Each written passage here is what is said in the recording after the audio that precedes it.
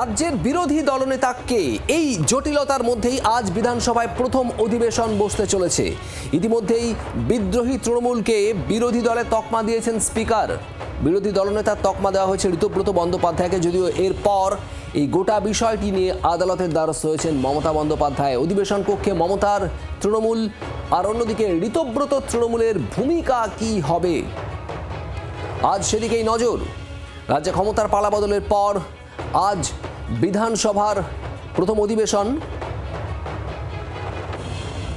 বিদ্রোহী তৃণমূল, তাদেরকে বিরোধী দলে তকমা দিয়েছেন স্পিকার। বিধানসভার ভিতরে আজ ঠিক কি হবে? তৃণমূল কংগ্রেস আড়াআড়িভাবে বিভক্ত। একদিকে মমতা বন্দ্যোপাধ্যায়ের পক্ষে কয়েকজন তৃণমূল বিধায়ক, আর অধিকাংশ ঋতব্রত বন্দ্যোপাধ্যায়ের শিবিরে।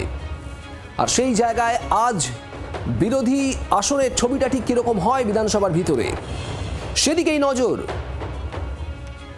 প্রবীর চক্রবর্তী আমাদের প্রতিনিধি রয়েছেন আমাদের সঙ্গে সরাসরি। প্রবীর, আজ অধিবেশন বসছে বিধানসভায়, যেহেতু এই বিরোধী দলনেতা কারা বিরোধী দল সেই প্রশ্নে জটিলতা রয়েছে, আদালত অবধি গিয়েছেন মমতা বন্দ্যোপাধ্যায়, সেই জায়গায় দাঁড়িয়ে আজ অধিবেশনে কি হতে চলেছে?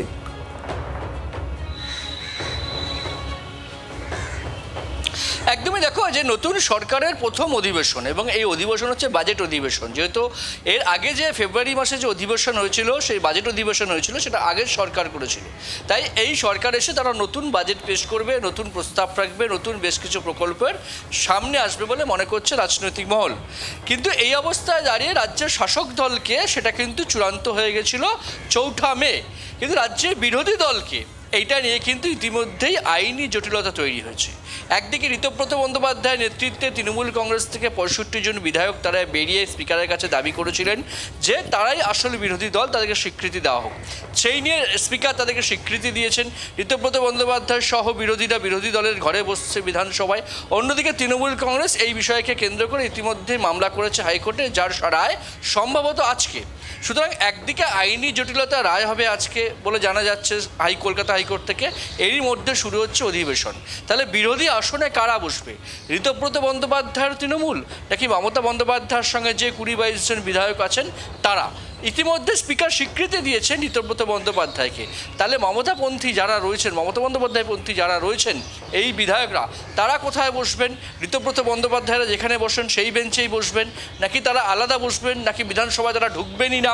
এই বিভিন্ন প্রশ্ন কিন্তু এই মুহূর্তে রয়েছে একদম নতুন সরকারের প্রথম দিনের অধিবেশনে, যে অধিবেশন অত্যন্ত গুরুত্বপূর্ণ, কারণ এটা বাজেট অধিবেশন। আজকে রাজ্যপাল ভাষণ দেবেন, তারপর বাজেট পেশ হবে। সুতরাং এই অবস্থায় দাঁড়িয়ে বিরোধী দলের বিষয় নিয়ে বিধানসভার অন্দরে, বিধানসভার বাইরে একটা জটিলতা রয়ে গেছে। সুতরাং সাধারণ মানুষ থেকে শুরু করে রাজনৈতিক মহলের আজকে বিধানসভার অন্দরে নজর থাকবে যে বিরোধী দলের মূল ভূমিকা কারা পালন করছে। শুভদীপ, একেবারেই নজর থাকবে আমাদের সেদিকে। প্রবীর, ধন্যবাদ। বাংলার আওয়াজ, বাঙালির আবেগ, জি 24 ঘন্টা।